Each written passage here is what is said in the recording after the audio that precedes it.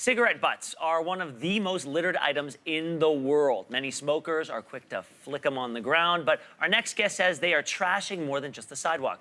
Lisa Grelo, a biologist from the University of Toronto, joins us now to explain. Thank you so much for being here. Let's deal with it. It's a misconception. People think that the butts are made out of cotton or paper and that they're biodegradable. That is not the case. Yeah, I think when people throw their cigarette butts on the ground, they don't realize that they're contributing to this enormous litter problem. They're actually... Let's talk about this. Enormous. 8,000 tons by Canadians alone each year. I know, it's massive.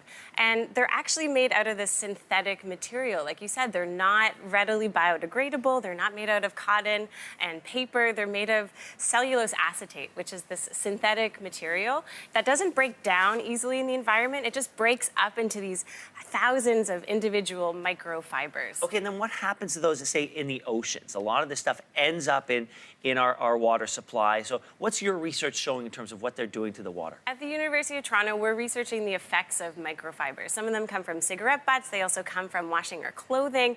And these can end up in the environment, and they get ingested by wildlife. And these microfibers can carry these toxic chemicals. And when they're ingested by wildlife like fish, they can have a lot of negative effects. You know, we've been talking a lot over the past few months about the impact of plastic straws on the environment.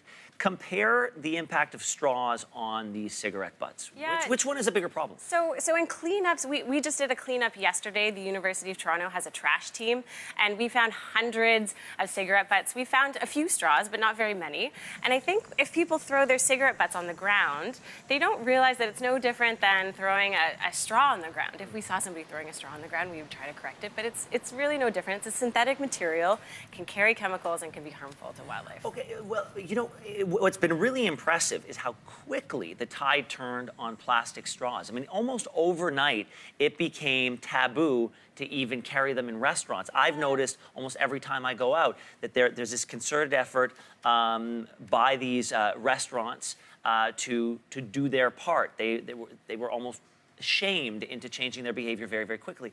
That has not happened with cigarette butts. Do you think it's going to be possible to change behavior from smokers? I think maybe it's because people don't know. And if people realize that they're not easily breaking down in the environment and that they can end up in fish and in birds and carry, you know, a lot of toxic chemicals that are harmful to us can be harmful to wildlife. So I think if people notice that it is a problem for the environment, people can change their behavior. I don't know. I think it's going to be tougher than that.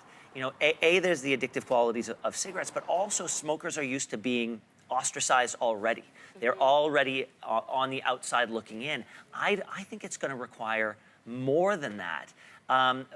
But what is the message that you would want to send to those people who are flicking their butts with abandon? Yeah, well, we see microfibers in insects and fish in the Great Lakes. We're looking at fish here from near Toronto, and we're finding hundreds of microfibers in individual fish. And some of them might be coming from cigarette butts. Some of them are coming from washing our clothing, the effluent in that. So I think that they're ending up in the environment. They're ending up in our drinking water. We have microfibers in beer and water and fish. And there are really harmful effects. So I think there are lots of individual things that we can do to change our behavior. Lisa Grelo, thank you very much. This is an eye-opening information to take in. We appreciate it. Thank you so much.